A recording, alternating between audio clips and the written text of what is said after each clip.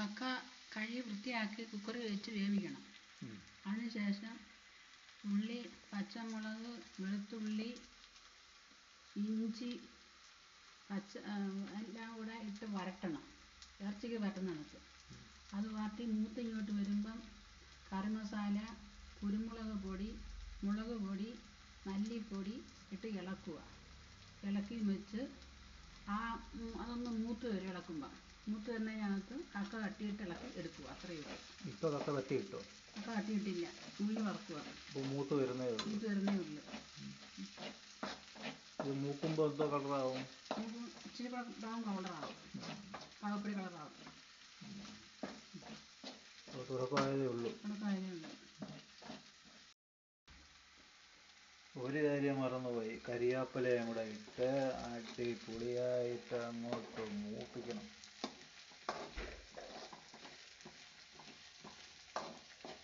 അങ്ങനെ അടിപൊളിയായിട്ട് ഇറക്കണം.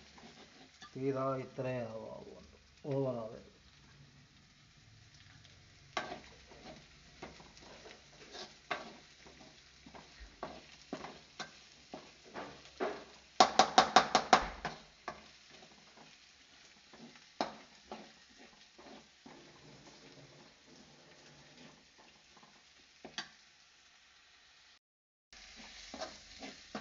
അങ്ങനൊന്നുണ്ട് കരിയാപ്പില.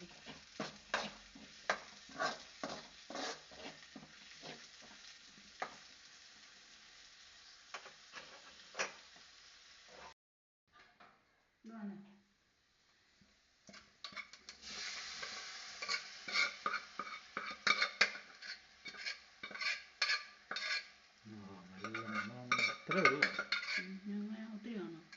ഒരു കവറേ വേറെ ഇല്ലായിരുന്നു, കൊണ്ടുപോകണം.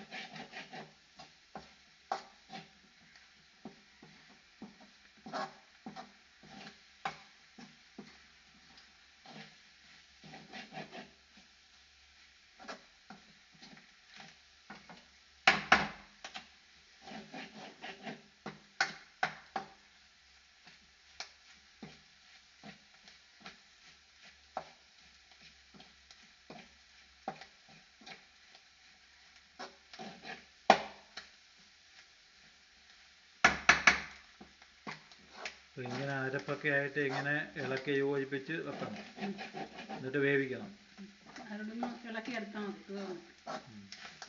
ഇനി കുറച്ച് നേരം അടച്ചു വെക്കുമ്പോൾ കക്ക ഫ്രൈ റെഡി.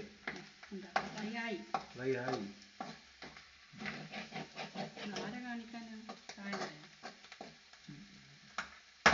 യൂട്യൂബിടാനായിരിക്കും. ഓ, ആര് കാണാനാണ്? സൂപ്പറായി.